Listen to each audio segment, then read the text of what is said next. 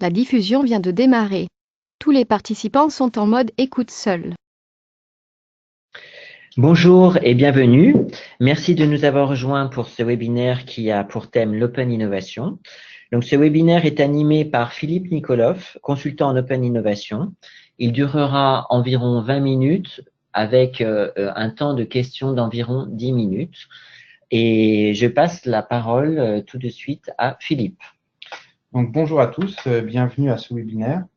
Alors, dans le cadre du fil rouge, le parcours croisé de cette année, je vais vous présenter l'Open Innovation. Alors, c'est un vaste sujet qu'il est difficile d'aborder en 30 minutes, donc je vais vous donner des clés de compréhension. Pour cela, je vais traiter l'Open Innovation en 4 points. Un rappel sur la transformation digitale, un rappel donc sur la transformation digitale. Qu'est-ce que l'innovation verte? Quelques points clés pour développer une culture de l'innovation dans l'entreprise. Et enfin, savoir tirer parti d'un écosystème externe. Alors, la transition digitale, de quoi est-ce qu'on parle?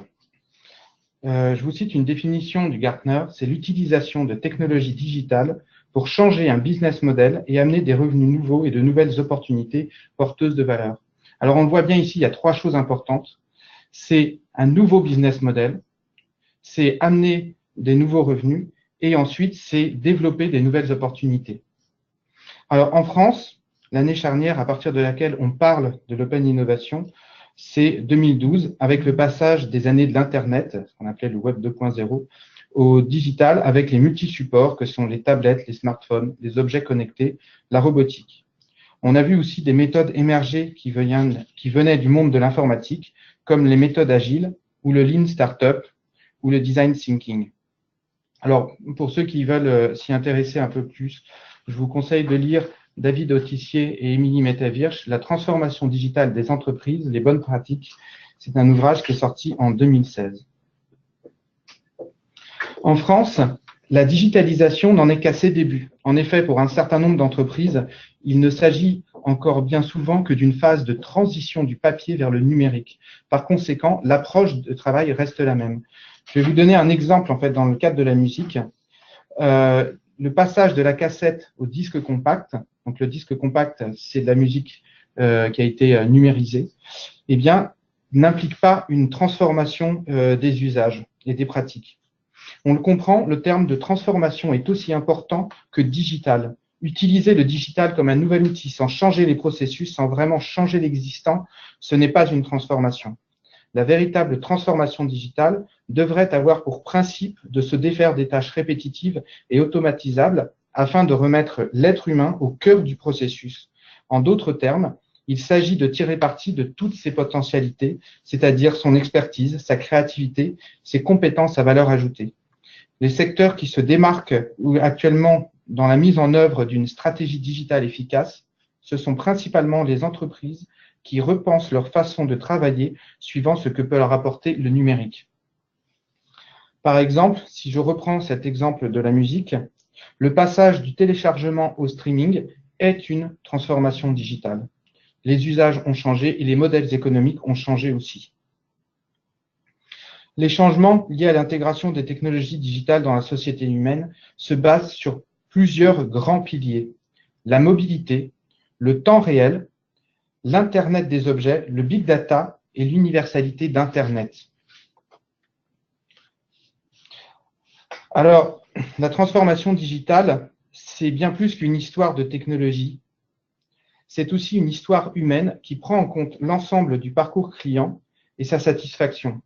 Et pour cela, elle s'appuie sur le design d'expérience. Alors, le design d'expérience, en fait, vous avez certainement vu, il se note UX. On parle de designer UX. Alors, à différencier du design d'interface qui est noté UI. Dans le domaine du design d'expérience, le design seul n'est rien s'il ne prend pas en compte l'expérience utilisateur. L'image que vous voyez ici illustre bien ce propos. À quoi bon faire un chemin tout propre, tout joli, si personne ne l'utilise? Ceux qui ont fait les plans de ce parc n'ont pas tenu compte des besoins et des habitudes des utilisateurs. Dans l'entreprise, la transformation digitale modifie son quotidien et celui de ses salariés avec l'intégration des nouvelles technologies. De nouveaux processus sont créés, des nouveaux outils sont introduits dans les services et les individus sont amenés notamment à évoluer et à se former. Ce qui nous fait dire que c'est avant tout un enjeu humain.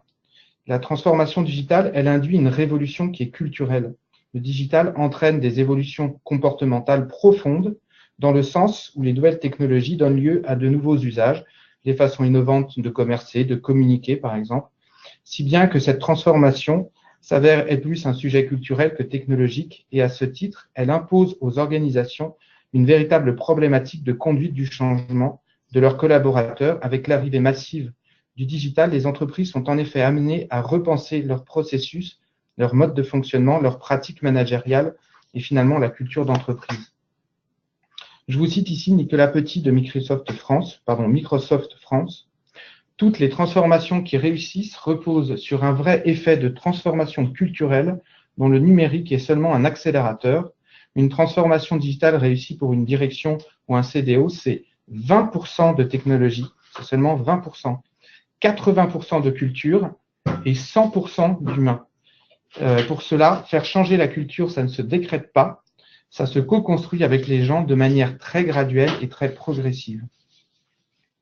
Donc, face à cette révolution digitale qui impose des nouveaux défis, voilà, de nombreux collaborateurs se sentent désorientés et dépassés.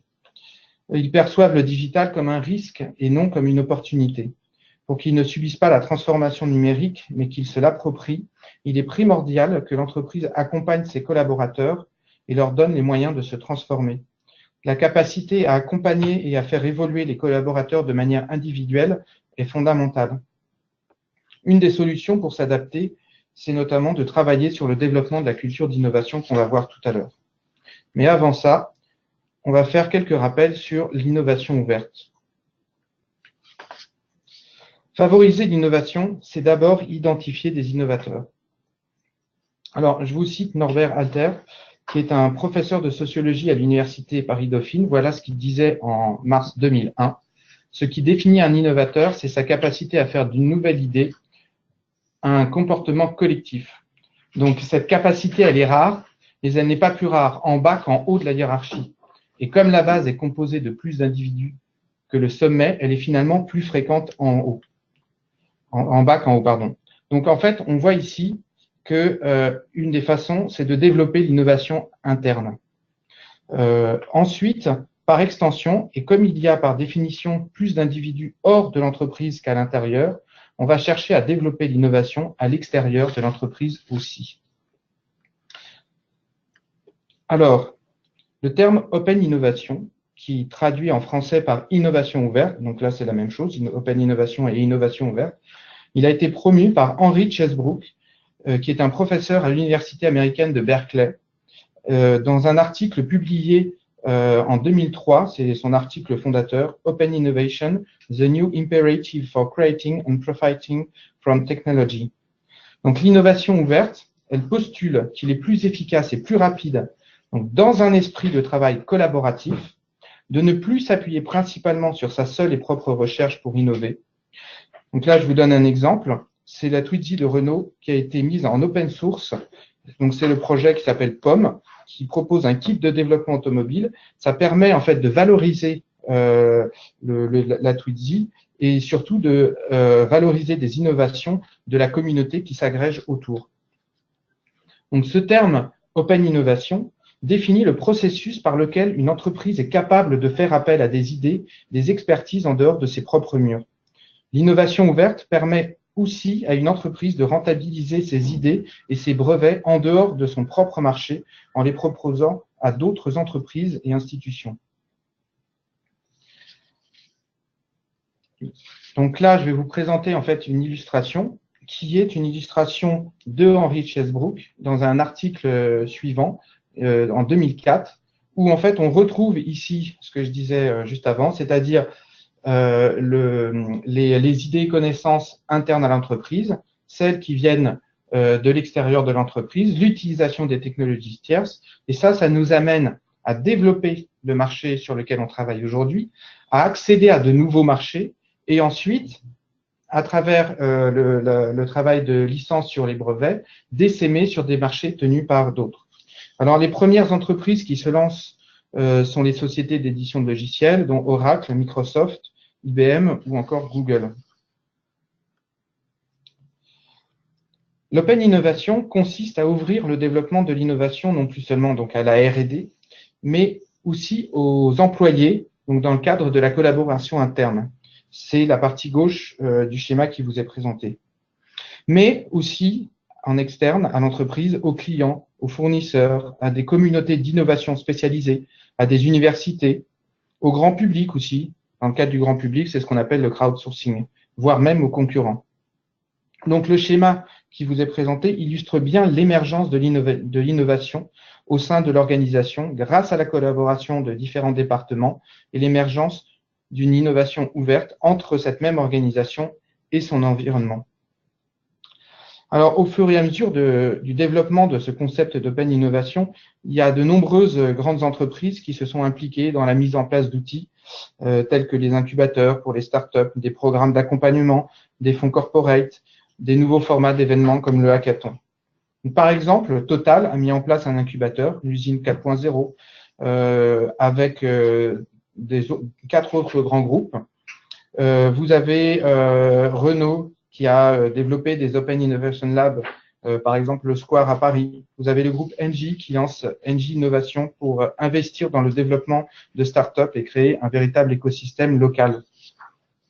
Donc vous avez la plupart des grandes entreprises aujourd'hui ont développé en fait des labs et des lieux d'innovation. Alors, comment faire pour travailler sur l'open innovation? La première chose pour moi qui est la plus importante, c'est d'abord de travailler en interne à l'entreprise et de développer la culture de l'innovation. Alors, l'open innovation, elle se développe dans le cadre de la transformation digitale et elle contribue à réduire significativement la déperdition liée à la structure organisationnelle. Je vous cite un chiffre. Une étude du Boston Consulting Group a montré qu'entre 1955 et 2010, les entreprises ont moins souffert de la complexité croissante de l'environnement économique que de la complication organisationnelle qui s'est accrue de 50% à 350% selon les entreprises, induite par la multiplication des procédures, des strates hiérarchiques et des systèmes de coordination. Donc, comment rechercher la productivité dans l'entreprise? C'est s'assurer que les talents sont à des postes clés, permettre d'avoir le plus d'impact sur la croissance de l'entreprise et mettre tout en œuvre pour tirer parti de la motivation des employés et de leur capacité à être source de propositions en collaboration avec les ressources humaines et le management. Cette volonté d'établir et de maintenir une culture d'innovation impose un changement de culture et de management. Le management, c'est quelque chose qui est primordial justement dans le développement de cette culture d'innovation. Il faut avoir une attitude dans laquelle la créativité est une posture managériale et l'expérimentation est une attitude partagée. Il n'y a pas de recette toute faite, mais les ingrédients sont à adapter à l'entreprise selon son ADN. Voilà. La culture collaborative, elle est rendue possible car le numérique décloisonne. On peut faire ce constat car aujourd'hui, avec le développement des réseaux sociaux d'entreprise, la gestion des données et les outils de collaboration ou de visio, par exemple, on favorise le développement des synergies entre les silos de l'entreprise. Une entreprise, c'est le fruit de savoir-faire et d'expertise partagée, des talents avec des métiers et des processus qui sont spécifiques. Les silos sont devenus interdépendants avec la révolution du numérique. Et les départements doivent évoluer vers des équipes qui sont pluridisciplinaires aux compétences digitales intégrées. Je vous donne un petit exemple qui est lié à la construction d'un nouveau bâtiment. C'est l'EPFL, l'École Polytechnique de Lausanne, qui a redessiné son bâtiment en mettant au centre la cafétéria, de sorte que les équipes de recherche qui étaient en étoile autour puissent se retrouver au sein de la cafétéria et échanger. Et qu'est-ce qui s'est passé? Donc, c'est Frédéric Kaplan, qui lui était chercheur en robotique, qui a rencontré le designer industriel Martino Esposito à la cafétéria. Et ont commencé à discuter et ont développé un robot qui s'appelle Ozui sur une idée simple, c'est inventer un ordinateur qui serait entièrement contrôlable à distance par des gestes. Pas de souris, pas de clavier. Alors aujourd'hui, ça vous paraît commun, mais sauf que là, en fait, on est en 2006, à une époque où ce type d'idée était relativement peu commune. Aujourd'hui, le projet a évolué, mais c'est pour vous montrer en fait que justement ce type d'approche permet en fait de décloisonner les silos et de faire en sorte de développer de l'innovation. Alors, il faut des conditions pour développer la culture d'innovation. La première condition, c'est d'abord l'engagement en temps et en moyens que les dirigeants sont prêts à investir en fonction du type d'innovation que vous recherchez. Ensuite, c'est l'implication des collaborateurs. Il s'agit de savoir comment vous allez engager vos collaborateurs à participer aux actions innovantes en participant, par exemple, à des challenges, à des boîtes à idées. Est-ce que vous allez compter juste sur leur bonne volonté ou alors est-ce que vous allez élaborer un système de points, par exemple, qui récompense les idées les plus rémunératrices? Est-ce que vous allez intégrer l'émetteur de l'idée au développement du projet?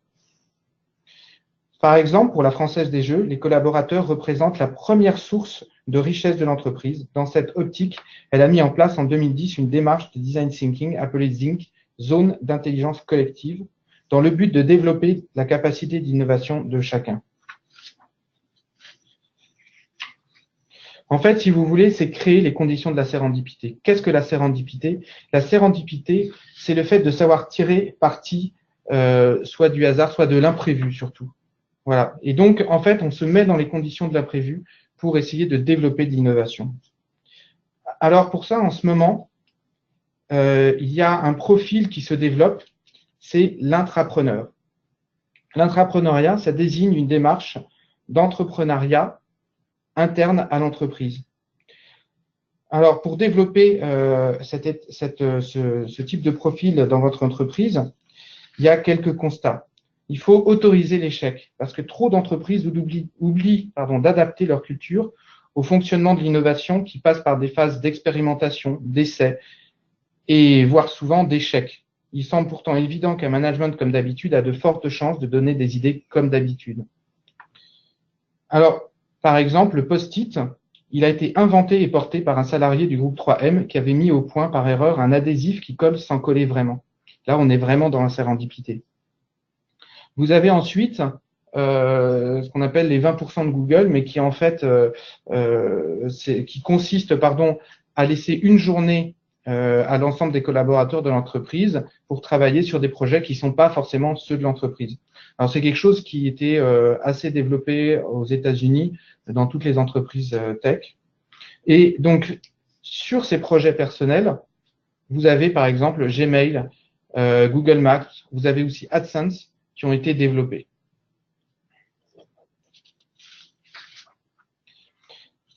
Alors, comment développer maintenant? On a vu en fait comment développer en interne. Maintenant, on va voir en externe à l'entreprise comment développer un écosystème de l'innovation. Là, vous avez l'illustration du plateau. Alors, en fait, la Société Générale, dès 2013, elle a compris l'importance de la transformation digitale et a défini ses priorités à travers 3 grands chantiers.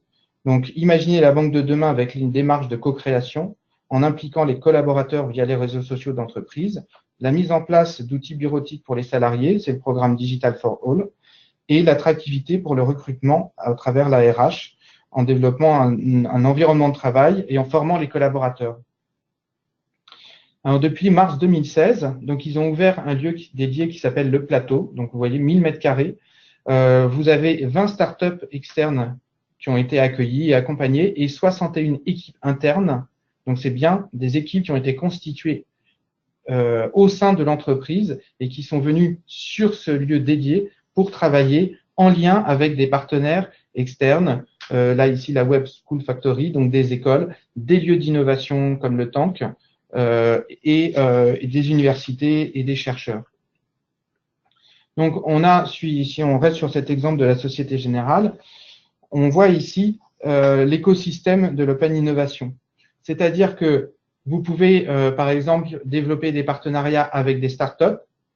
Ça peut être le fait de travailler sur des prototypes ou travailler sur des projets communs, par exemple des réponses à appel à projets européens. Ça peut être le fait d'investir dans des startups qui ont des technologies qui peuvent vous intéresser directement. Ça peut être des liens avec les incubateurs.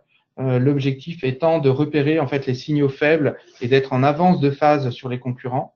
Ça peut être de travailler avec des chaires, par exemple des chaires d'entrepreneuriat, des chaires d'innovation avec les universités. Ça peut être la relation avec les écoles, notamment des écoles de développement, des écoles de design, avec lesquelles vous allez pouvoir travailler sur des challenges ou alors intervenir justement sur des événements. Vous allez faire rencontrer ces étudiants et vos collaborateurs. Ça peut être aussi des lieux en fait d'innovation comme le Tank, comme Numa. Et enfin, le fait d'héberger des startups dans l'entreprise. Héberger une startup dans l'entreprise, en fait, ça peut être un bon moyen pour stimuler l'innovation.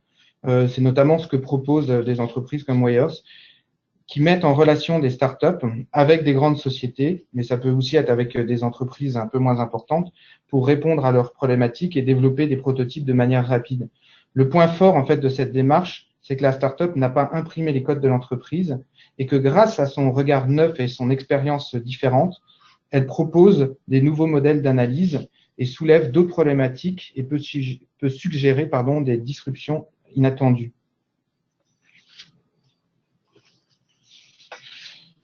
Un autre exemple, c'est notamment à travers Decathlon qui a un travail avec la participation des clients.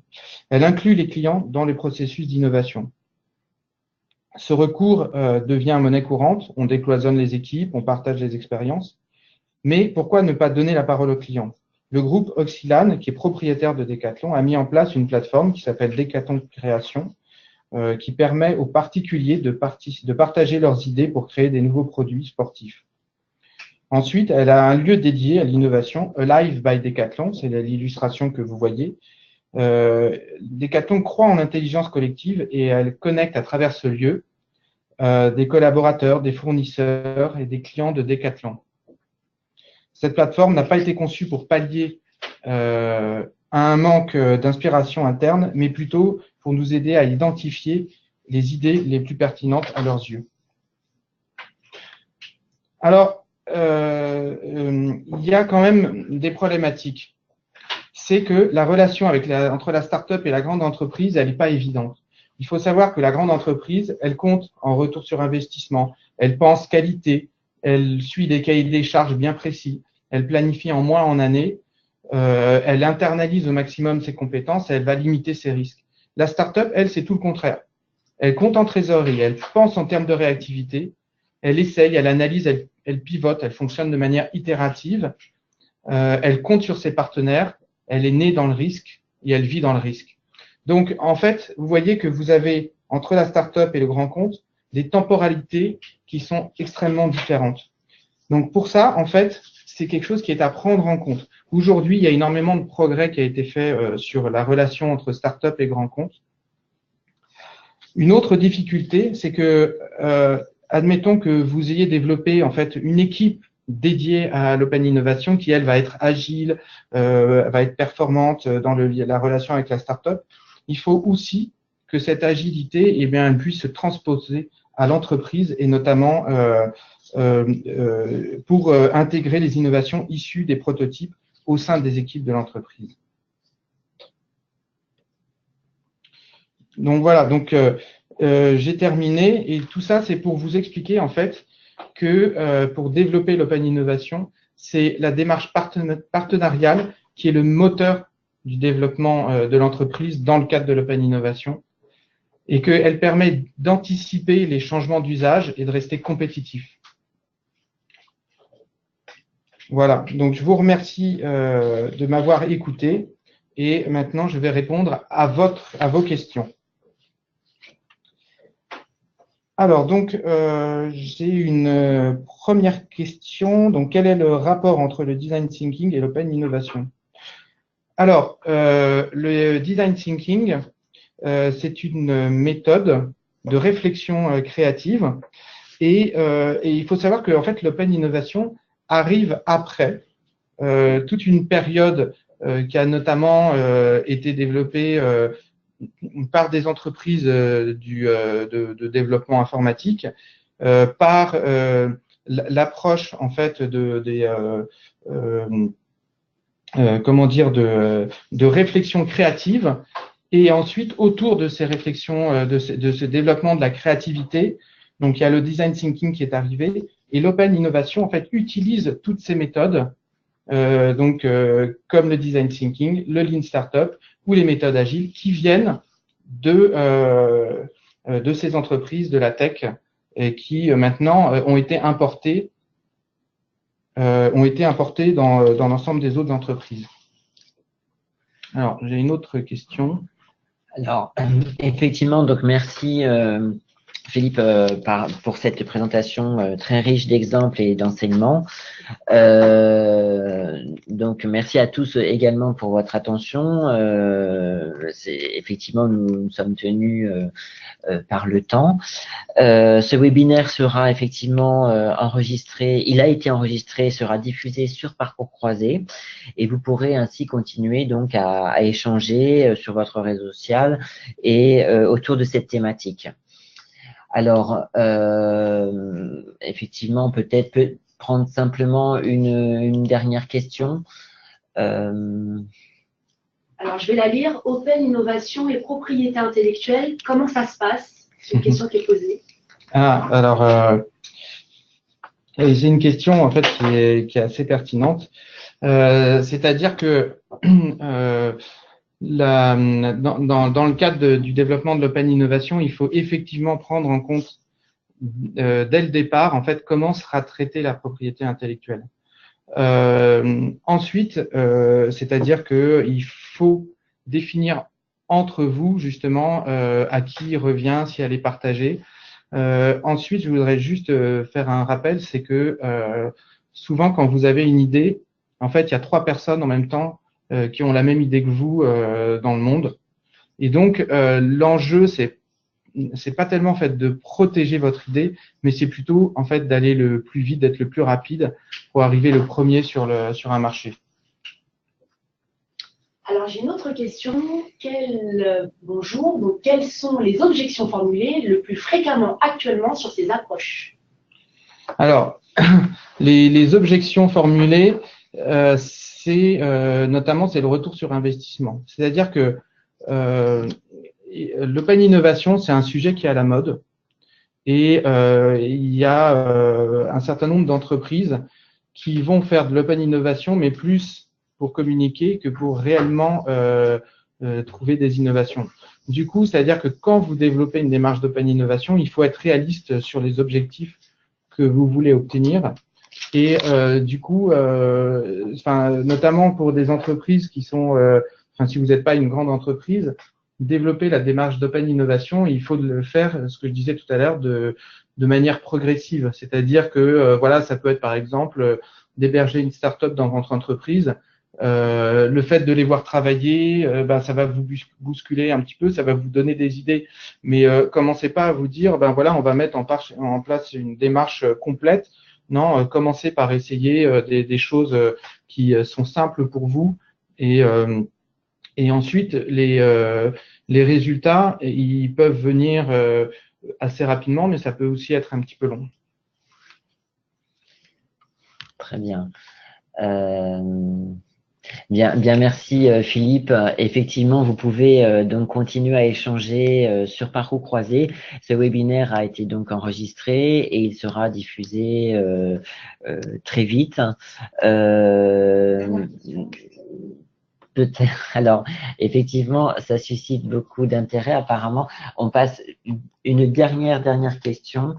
Donc, l'open innovation implique un engagement très fort de la direction. Comment initier cette démarche? Voilà, entre les entreprises, les moins sensibilisés à cette culture. C'est vrai que la difficulté, c'est que si la direction, elle voit pas quel est l'intérêt, elle comprend pas en fait là où ça peut aboutir et ce que ça peut lui apporter, elle va avoir du mal à s'engager. Donc en fait, alors en fait, si vous voulez, vous pouvez avoir dans l'entreprise des profils qui sont très sensibles à l'innovation et du coup, c'est plutôt par ce type de profil, nous, ce qu'on appelle les évangélisateurs, qu'on peut convaincre en fait la direction, expliquer.